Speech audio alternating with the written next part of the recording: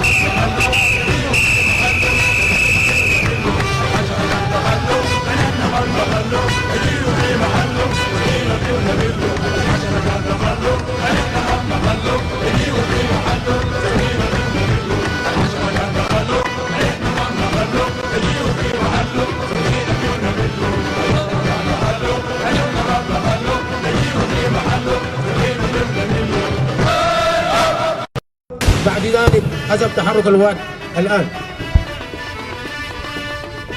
تتسق هذه الخطة خطة الدفاع الجوي، إنها سيدة المعارك، إنها حاسمة الحروب، إنها المدرعات بوحداتها المختلفة من الدبابات الرئيسية والمدرعات العاملة في سلاح المدرعات تتحرك في هذه اللحظات عبر تشكيلاتها المختلفة لكي تستخدم كل إمكانياتها وخواصها في المعركة التي تجري أمام ناظرها والتحركات الأخرى حتى تتمكن من ضبط حركتها والسيطرة على حركة هذه القوات.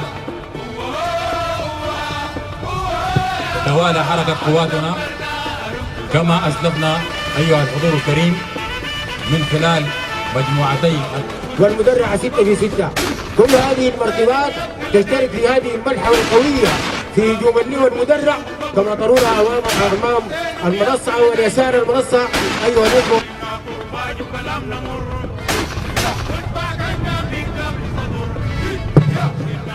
الآن أثناء تحرك القوات تجاوزت محل التشكيل وصولا إلى خط الانتهاء، وها هي واحدة من مجهوداتهم تظهر للعيان. الدبابات والمدرعات من عبور هذا الحقل تجري في هذه اللحظات تقوم وحدات الدفاع الجوي بتغطية عملية عبور الدبابات الأمامية تحت ستارة الدخان وبالإسناد الجوي القريب. الحضور الكريم، ذلك الدخان الأبيض هو ستار الدخان، واحدة من مميزات الدروع. هذه اللحظات تحت وابل نيران القوات الجوية وتحت ستارة الدخان تعبر قواتنا حقل الألغام. القوة الجوية بستر تحرك قواتنا وهي تجتاز حقل الألغام. كما نعلم جميعا كان لابد أن تقوم القوات الجوية بإسكات نيران مواقع العدو ومنعها من التدخل في هذه المرحلة الحرجة. اتخذت خط الضرب الأول. نعم، وما زالت القوات الجوية تتأهب للمرة الثانية لكي تقدم إسنادها للدفاع الجوي. هي تأثر وتقدم الوقاية لقواتنا ثم احتدمت معركة أخرى قادتها الدبابات والدفاع الجوي في هذه اللحظات. رئيس، بينما تقوم وحدات الدفاع الجوي بتغطية هذا الهجوم حماية لسماء المعركة وفقا لإمكانياتها من خلال المدفع 37 ملم.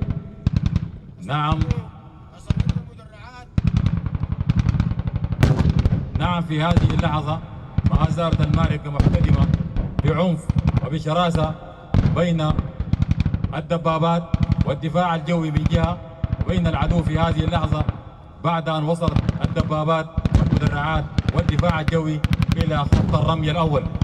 نتابع جميعا في هذه اللحظات الدبابات وهي ترمي بنيرانها المختلفة من المدافع المختلفة. ما زالت قواتنا تتقدم لكي تتخذ مواقع ضرب نار في خط الرمي الثاني. كما تتابعون في هذه اللحظات نتابع مجموعة القتال الأولى وهي تتقدم إلى خط الرمي الثاني.